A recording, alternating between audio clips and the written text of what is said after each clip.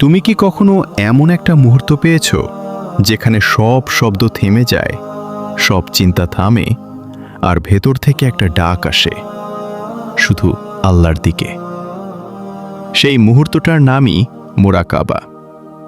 মুরাকাবা মানে হলো আল্লাহর নজরদারির মধ্যে নিজেকে অনুভব করা। এটা কোনো কঠিন সাধনা না, এটা হলো চুপ করে বসা আর মনে মনে বলা, হে আল্লাহ, তুমি আমাকে দেখছো, আমি তোমাকে অনুভব করতে চাই। কখন করবে?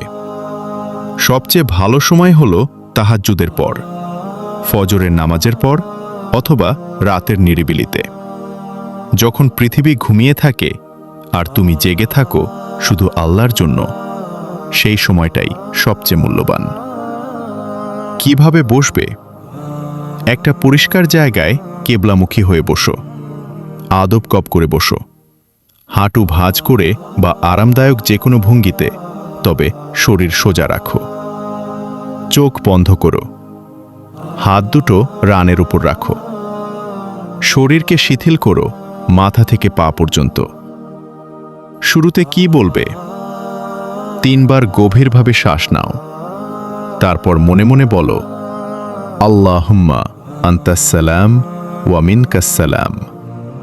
হে আল্লাহ, তুমিই শান্তি, আর তোমার কাছ থেকেই শান্তি আসে।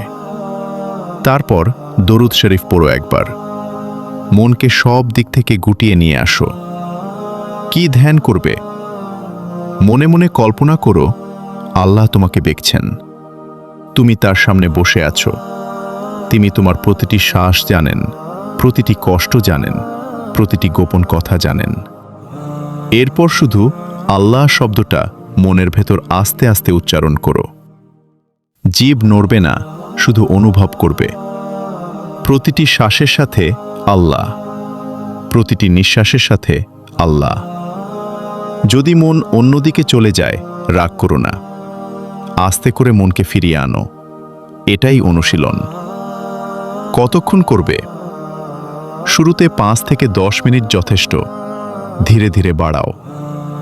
নিয়মিত করাটাই আসল। একদিন 1 ঘন্টা না করে প্রতিদিন 10 মিনিট করাই বেশি কার্যকর। মুরাকাবা শেষ হলে চোখ খোলার আগে একটু বসে থাকো।